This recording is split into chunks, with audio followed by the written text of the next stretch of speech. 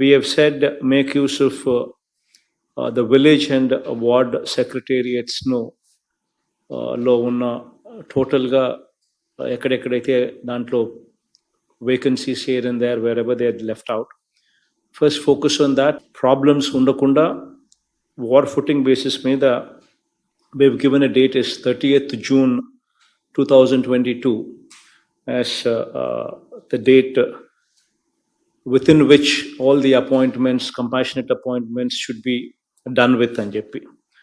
Wherever you actually have these vacancies coming forth, please make a list of them and ensure that these people are appointed, giving first priority to Grama Sachivalayam and Ward Sachivalayas, the vacant places, vacant positions there in those village and ward secretariats.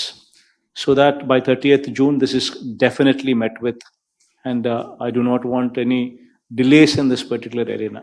So that's number one. So this MIG plots what are going to be coming up in every constituency. So constituency taken as a unit. Please make sure that every eligible employee is accommodated in these MIG layouts with a 20% rebate.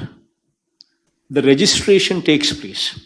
Because until unless you know how many people are wanting this, you will not be in a position to go in for land procurement until and unless you assess the demand. So please give a date as 5th March as the final date.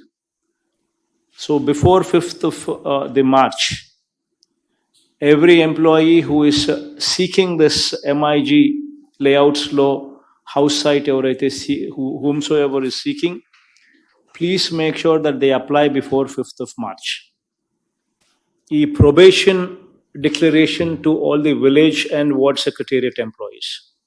This is the third promise that has also been given on that particular day, that we will be completing this entire exercise by 30th June, and by 1st July, they would be receiving the new revised pay slips.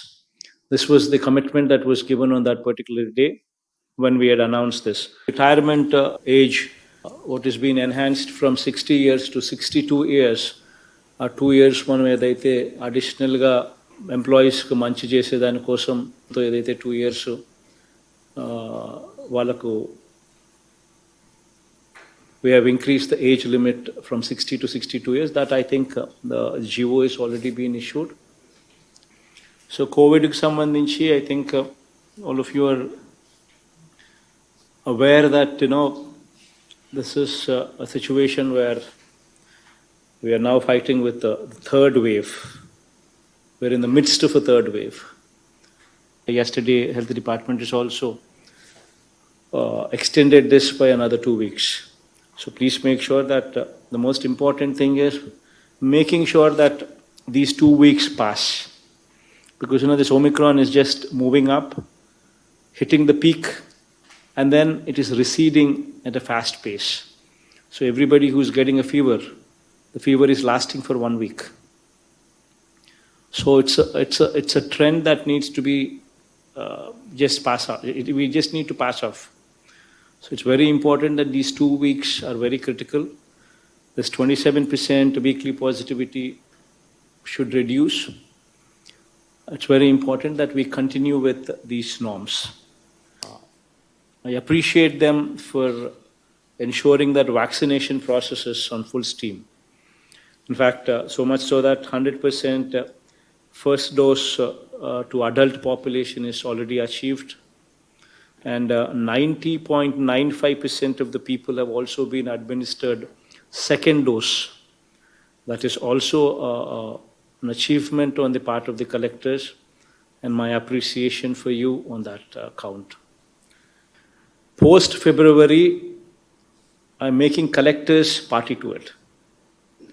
Every hospital in the district, from teaching hospital, be it teaching hospital, be it district hospital, be it area hospital, be it CHC, be it PHC, right up to the stage of village clinic. the entire sector, wherever they might be. I want 100% recruitment. There should be no dearth anywhere for doctors or nurses or paramedics. This is what I was expecting from the health department, and health department has given me a date as February end. That would be the date that they would be adhering to. 100% whatsoever is the required strength. It's already been defined, it's already been told, it's already been circulated. Post-March, not only will I hold collectors responsible, but I will also hold collectors, not only will I hold the health department responsible, but I will also hold the collectors responsible. Please make sure that every hospital has the required number of doctors, the nurses, the paramedics, whatsoever are to be present there, they are present. It is your duty to make sure that they are there. By 31st March, I want to see a situation where out of this 15.60 lakh houses, every house takes off. Every house is grounded. There should be 0 houses that are left ungrounded. Please make sure that you expedite every house in that category.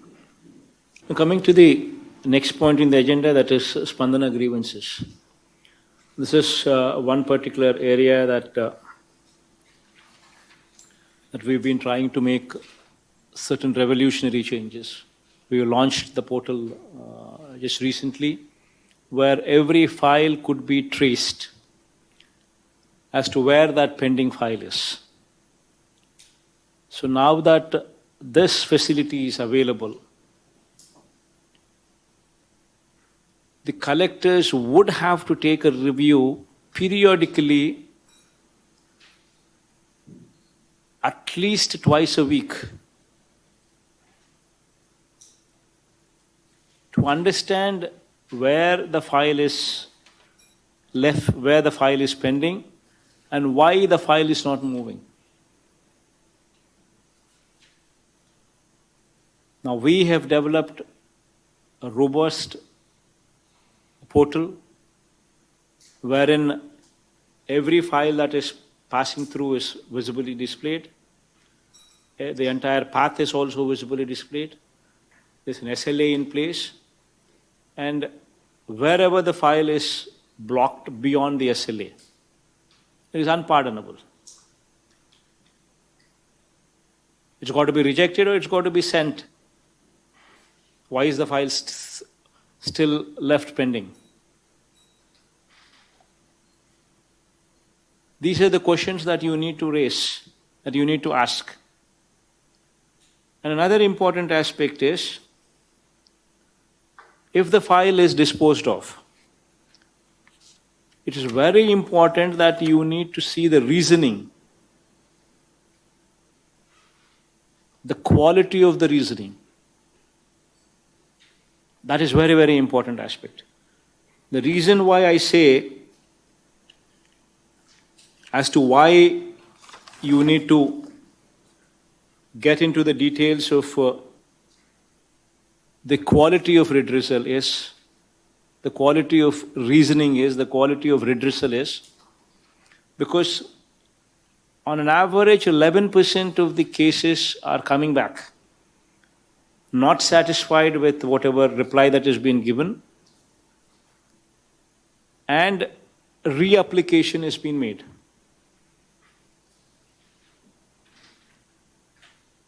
Moreover, you should also see in this process of reapplication, a proper SOP which is already in place given to you is followed or not. The same assessing officer should not be given the mandate once again to relook at the same reapplication. It should be looked at by somebody above. And it's very important that such applications come to your notice and you understand as to why so-and-so has reapplied, what was the reply that has been given, why this person is not satisfied with that reply that has been given, and why has he applied. It's very important that you get into that depth and make sure that whomsoever is reapplied, the same assessing officer is not doing the assessment once again, but a proper SOP in place to make sure that the assessment is done better. These are the two very important things that you need to seriously look into it. Otherwise, there is no point, there is no meaning as to what we are doing. Please focus on this redressal part. If you do not focus on the redressal part, the objective for which we are what we are is lost. We are here to do service to the people and not to lord over them. That is one very important aspect that should always be in our minds. The bigger we grow, the more humane we should get, the more humble we should become. Please make sure that you don't forget these aspects. You need to become more humane. See, the most important aspect, as I've told you some time back, 90% of the issues are addressed when somebody is empathetic to the cause and when somebody is available. Please make sure that these two things are done. You have the latest technology available to you, including facial recognition. Make sure every officer is available wheresoever he should be available. That will take care of 90% of the issues. And you give them orientation when you go there. Periodical reviews by you, periodical meeting interactions by you in emphasizing on empathy. Until unless you drive these points, once these two are in picture, automatically the perception would change. The way these people are handling versus how they would be handling in future would change. Another important aspect that I would like to bring to the notice of the collectors is, you have RDO level offices. You have at least subdivision offices in 2 or 3 areas in a district. You go there once in a month at least. You visit the RDO office. If you have 3 RDO offices in your district, make sure that 3 days in a month you spend time there at the RDO office. Because once the collector is going to the RDO office, everything in that RDO purview would be on their toes. This is probably one of the most important points in the agenda. The SDG, Sustainable Development Goals, and your connect to the goals. There are approximately, proper orientation has already been given to you through the Chief Secretary on how to enhance our position in SDG goals. How do we improve these numbers? SDG is all about 17 thematic goals and 115 indicators so as to get to those goals. This is what SDG is all about. And out of this 115 indicators, collectors monitoring of 43 such indicators would ensure that we improve our SDG numbers. Now, this is going to be a very, very important aspect. You will be monitored, you will be gauged on the parameters here. 43 such indicators, the collectors need the direct control of the collectors. Your monitoring, your review, your improvement in these indicators would put the district and the collector far above the others. And mark my word, I will ensure that you are marked in competition with the country. You will be rated as one of the best collectors in the country. Forget about this state. Now, moving on to the last point in the agenda, that is the schedule for the month of February. What are the programs that we have lined up? What are the dates? And since it's only February and March, I'll read out both the months. Jaganana Chedodu, this is going to be on 8th of February. And then YSR input subsidy. This is in connection to the recent floods. February 15th itself, we will be giving the input subsidy pertaining to them. Then Jaganana Thodu, and giving us Jaganana Thodu. This program will be on 22nd February. Then Vidya Devana will be on 8th March. Vasati Devana will be on 22nd March. So this will complete this year. Whatever we have spoken would stand delivered.